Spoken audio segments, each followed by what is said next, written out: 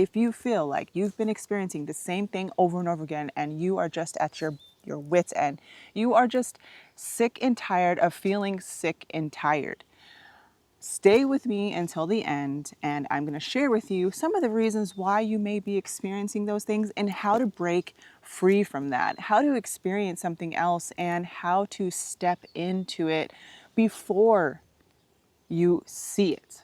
Some of these experiences that we may be having in regard to relationships, codependency, friction, or drama, and things like that, they're all here to teach us what to do, what not to do. Who are you? What do you really stand for?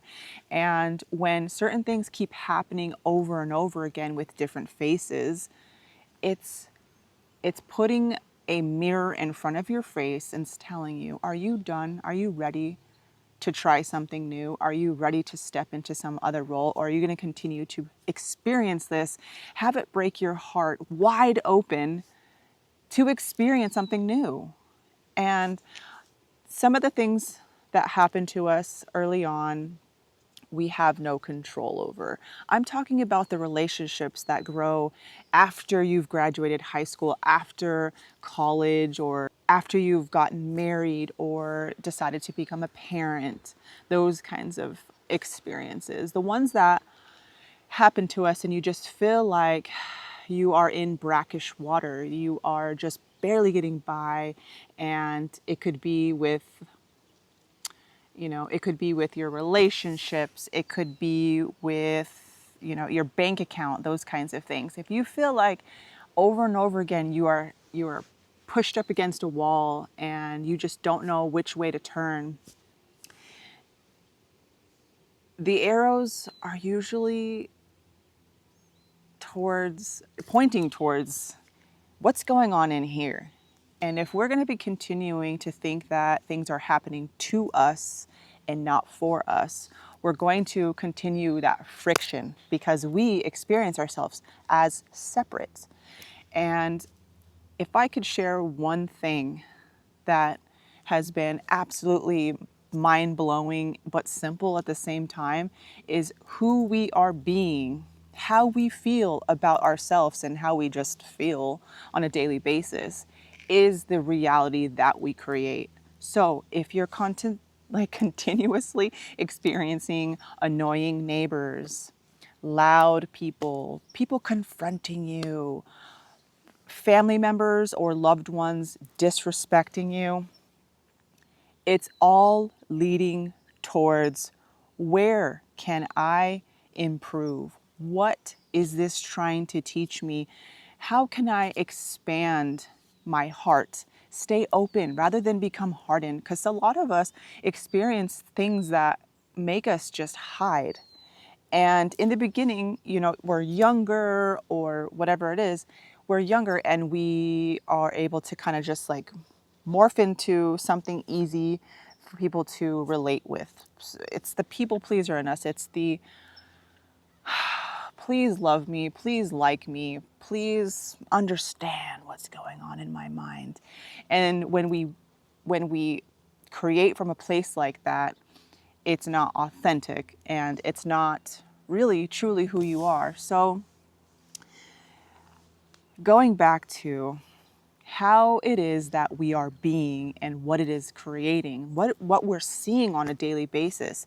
So if you don't recognize who you see in the mirror, if you wake up and you're just feeling exhausted already and the day has just begun with all of the expectations that you have on yourself of what the house should look like, what your day should be, and you look at the clock and it's suddenly 3 p.m., it is all pointing towards, what am I investing my time in? And if it's 40%, 50% worry, you're thinking about what's going on in the future, how far you are behind, the dumb stuff that you've done when you're younger, and how you wish you could be living somewhere else, how you wish you could be experiencing something else. And someday you're going to become confident once you lose the weight. Someday you're going to become confident when you get the career or the money in the bank.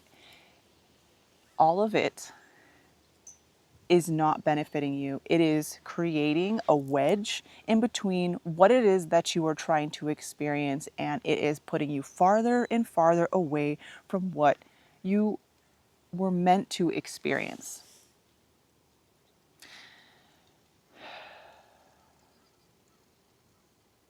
It is so beautiful where I'm at right now. I am on the side of this mountain with long grass with dried looking flowers. I'm in California, so you can smell the natural sage, and the wind is like picking up certain scents of other different flowers. There's so much foliage everywhere, and it's just so beautiful.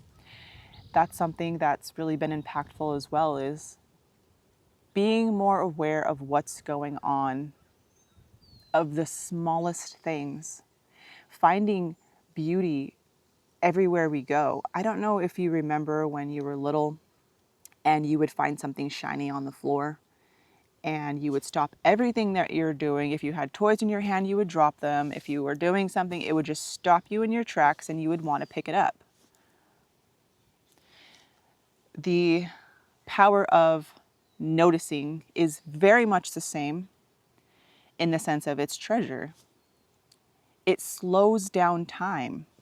So if you're noticing that in a good way, if you notice that your time is slipping away from you and that there's just not enough time in the day and all of this other things that are going on, it's just so noisy in your mind.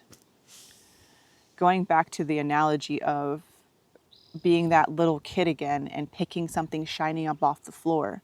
The art of noticing is very much similar when you take the time to notice the squirrel running up the tree.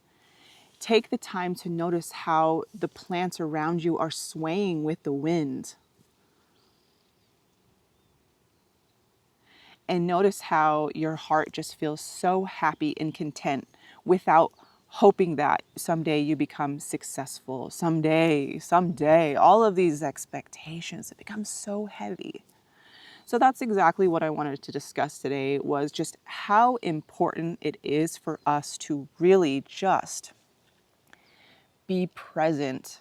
If you are feeling the tension in your shoulders or the soreness in your jaws, it's just a bunch of expectations of crap you've collected over the years, and it's just time to focus on what it is that you are trying to accomplish.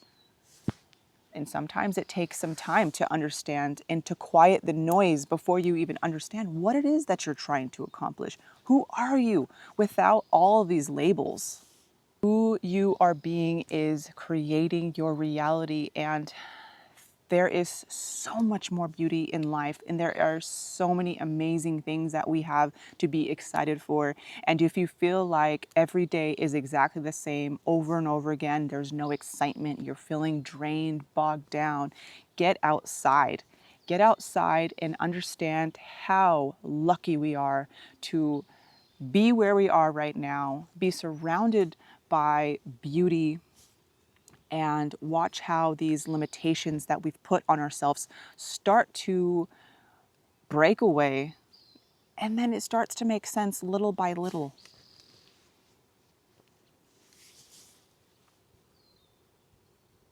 If I could share,